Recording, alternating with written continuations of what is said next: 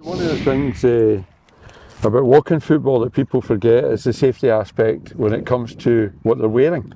Yes. You know, the referee would come into a changing room and make sure, even the sub coming on, the fourth official generally checks he's got none of his bling on or any of his jewellery or a watch or anything like that. Even down to a wedding ring or something that could cause an injury on the park. We don't generally do that in walking football, and sometimes people have got hearing aids in. Yep. Some people wear glasses.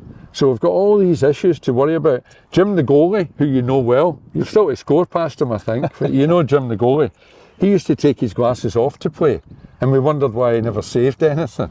Right? Now he wears safety glasses that Specsavers got him, especially for his walking football. So there's all these wee issues that we forget about with walking football, and one of them is if you've not got your hearing aid in, you can't hear the whistle. No. And sometimes we've got players who are not used to a referee or a whistle or anything like that. They just want to play about, walk about and play football. So I'm interested speaking to you as an ex-professional about the communication from the referee, because I maintain most of my communication is made with that on the park. The whistle's hugely important because you can actually gauge the referee's temperament, particularly. You know, if the from a player's referee's going to come up and either book you or some offence that he's unhappy with, it's a staccato whistle, and that's it. And over here, usually he's running as well towards right. So you just kick him and that's it. That's a whistle is introduced for reasons of communication, and I think that the more often you play the game, you understand what it is meant by a whistle. When you stop, so likes of offsides and things, you know. And there's a tone. Stop. Yeah, because we've got a walking footballer. He calls himself a walking footballer, John Young, and he's come up with this Fox whistle that you don't blow.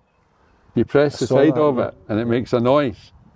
And it's like a bike that you don't cycle, that Davy Kinnear drives, that you just push a button and off you go. It's a lot of nonsense, because that one tone isn't going to control a football match. Maybe best at the station for the train leaving the platform.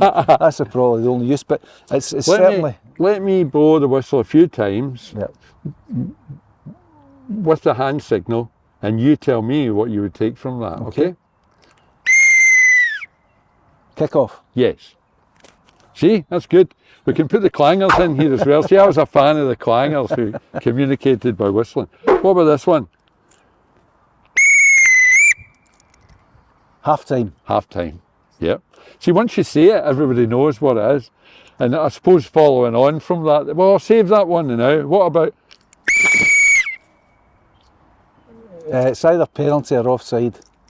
Yeah, it's a free kick of some description. Yep. I think a penalty is always accompanied by that run you were talking about, and a more emphatic point to the spot.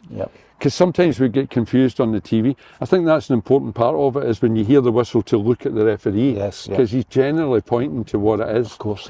And the big one is to point where the kick is, the free kick, and move towards it, because that's where it is, and it's in that direction. Yeah? Absolutely. Or that direction.